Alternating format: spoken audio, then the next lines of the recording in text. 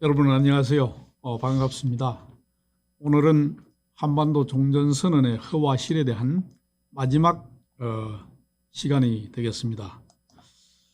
지난 시간에는 종전선언이 되었을 때 예상되는 북한의 행동, 또 종전선언이 유엔군 사령부에 미치는 영향, 그리고 이 유엔사가 평시 및 전시에 우리 한반도의 평화와 안정에 어떻게 기여하고 있는지에 대해서 알아보았습니다.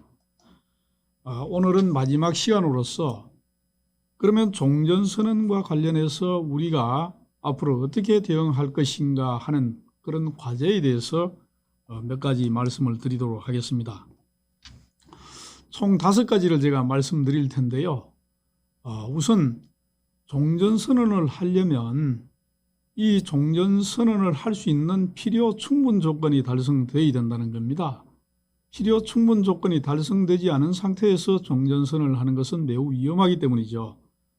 그러면 종전선언을 실행에 옮기기 위해서 최소한 어느 정도의 여건이 조성되어야 되느냐 하면 제가 3가지를 제시했죠. 우선 첫 번째는 북한이 완전히 비핵화되고 상호 적대적인 행위를 중단하는 등 군사적 긴장이 완화되어야 됩니다.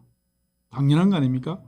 두 번째는 남북이 서로 지금 너무 오래 떨어져서 분리된 상태로 지내왔기 때문에 이질감이 많습니다. 그래서 남북이 장기간 교류 협력을 통해서 상호 충분한 신뢰가 조성돼야 되죠. 세 번째는 북한이 현재 정상적인 국가가 아닙니다. 왜냐하면 국제사회의 어떤 룰을 전혀 지키고 있지 않기 때문에 그렇죠. 그래서 북한이 정상적인 국가로서 국제사회 일원으로서 의무를 충실히 하는 적어도 이 3가지 정도의 상태는 달성이 돼야 종전선언이 가능하지 않느냐 하는 것입니다. 특히 그 중에서도 북한 비핵화는 필수입니다. 가장 우선적으로 해결해야 될 과제이죠. 여러분 한번 생각해 보십시오. 핵을 가진 집단, 그리고 끊임없이 핵과 미사일로 우리를 위협하는 이런 상황에서 전쟁을 종결하거나 평화협정을 논의하는 것은 매우 위험한 행위이지 않습니까? 그래서 우선적으로 핵을 가진 북한과 성급하게 종전선언하는 것은 우리 국가안보에 매우 위험적인 그런 위협이 될 수 있다 하는 것입니다. 특히 북한의 어떤 이면, 그 심중에 감춰진 북한의 기만 전략에 대해서 각별히 주의를 할 필요가 있겠죠. 두 번째는 앞선 시간에도 제가 말씀드렸습니다만 종전선언은 정치적 선언으로서 현재의 정전협정과는 대체가 불가능하다는 것입니다. 여러분들 그 가운데 있는 도표를 한번 보십시오. 이것이 현 문재인 정부에서 만든 한반도 항구적 평화 정착 로드맵입니다. 거기에 보더라도 정전협정 상태에서 종전선언을 하더라도 평화협정을 체결하기 전까지는 정전체제가 유지되어야 된다고 이렇게 했는데, 이것을 보더라도 정전협정이 평화협정으로 대체되기 이전까지는 종전선언을 하더라도 현재의 한반도 질서인 정전체제가 계속 유효화되어야 되는 거 아닙니까? 그래서 북한이나 또 우리가 진정한 평화체제를 원한다면 현재 있는 정전협정을 오히려 모범적으로 준수함으로써 남과 북이 상호 신뢰를 형성하고 평화적인 분위기를 점진적으로 조성해 나가는 그런 노력들이 필요하다는 것이죠. 세 번째는 종전선언과 유엔사는 무관하다는 것입니다. 왜냐하면 종전선언을 하더라도 현재의 정전협정은 그대로 유지되기 때문이죠. 그래서 북한이나 또 우리 한국의 일각에서 종전선언과 연계해가지고 종전선언이 기대되기 때문에 정전협정 관리자인 유엔사의 거치 역시 새로이 논해야 된다고 하는 것은 매우 시기상조적인 그런 발상이죠. 정전협정문을 보면요, 그 어디에도 종전선언이나 정전체제 종료와 동시에 유엔사를 해체한다는 그런 문구는 어디에도 포함되어 있지 않습니다. 정전협정 맨 그 서원에 보면 쌍방의 막대한 유해를 초래한 한국 충돌을 정지하기 위해 하여서와 세부적인 평화적인 해결이 달성될 때까지 정전협정은 계속 유효한 것으로 이렇게 명시를 하고 있고, 말미에도 보면 순전히 군사적인 성질에 속하는 것으로 이렇게 규정되어 있습니다. 용어들이 조금 어려운데요. 이것을 쉽게 정리하면 군사적으로 세부적인 평화적 해결이 없는 상태에서 유엔사 해체는 맞지 않고 많은 위험성을 내포하고 있다는 것이죠. 따라서 유엔사는 종전선언과 무관하며 특히 한반도 유사시에 유엔사가 수행할 중요한 기능, 앞선 시간에도 제가 말씀드렸습니다만 전력을 제공하는 전력 제공자의 기능도 중요합니다. 그래서 어떻게 보면 한반도의 전쟁 가능성이 완전히 해소될 때까지 유엔사를 존속할 중요한 명분과 근거가 되는 것입니다.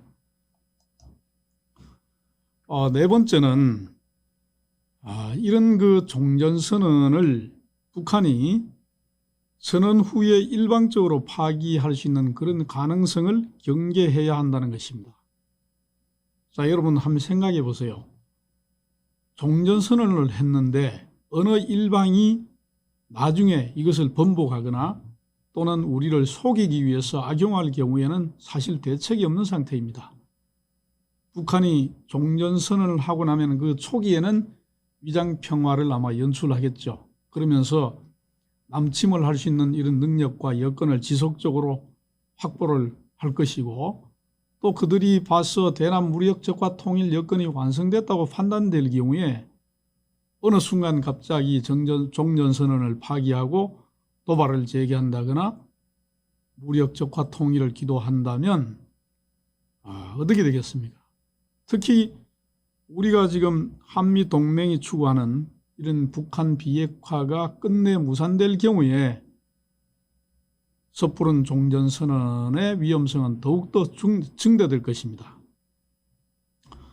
만약에 그렇기 때문에 일방적인 그 파기를 어느 한쪽이 하면 국제사회가 즉각적이고도 실효적으로 응징할 수 있도록 명문화해야 되겠죠. 그래서 어느 한쪽이 그것을 어겼을 때는 국제법적으로 정당성을 갖춘 강제적인 제재 방안이 마련되어야 됩니다. 예를 들어서 천안함 폭침이나 또 연평도 포격 도발처럼 북한이 고강도 도발이나 또 기습 공격을 자행했을 경우에는 유엔 안보리 결의안의 어떤 채택 없이도 즉각적으로 국제사회가 개입해서 응징할 수 있도록 규정을 하고, 그 반면에 일방적으로 파기한 측에 대해서는 제3자를 비롯한 일체의 외부적 군사 개입이나 지원을 해줄 수 없도록 조항을 명시하는 등 이런 법적 강제성을 갖출 필요가 있다는 것이죠. 자, 마지막으로 가장 어떻게 보면 중요한 것인데요. 전쟁을 종결하기 위해서는 과거에 있었던 전쟁의 전후 처리가 매우 중요합니다. 그런데 지금 이런 부분들이 전혀 지금 언급조차 되지 않고 있습니다. 전쟁 종결을 위해서는 과거 한국 전쟁에 대해서 역사적인 사실을 분명히 규명하는 것은 매우 필수적인 행위입니다. 그래서 1950년, 그러니까 지금으로부터 70여 년 전에 한국 전쟁을 누가 왜 일으켰는지, 또 그래서 거기에 따라서 분명히 전범을 식별을 하고 전쟁 원인을 규명해야 될 것입니다. 그리고 그 전범에 대한 처벌과 피해 보상, 또 전쟁을 일으킨 측의 진정성 있는 사과가 선행되어야 되는 것이죠. 그럼에도 불구하고 현재 문재인 정부는 한국 전쟁에 대한 어떤 사실 규명이나 책임론에 대해서는 일체 침묵하면서 종전선언만을 되풀이 호소하고 있습니다. 말이 안 되는 소리이죠. 자, 여러분, 한국 전쟁을 유발한 전범인 북한의 진정성 있는 사과는 새로운 남북관계의 미래를 위해서도 매우 필수적이죠. 과거 청산 없이 새로운 미래, 즉 진정한 한반도 평화체계를 구축하는 것은 불가능합니다.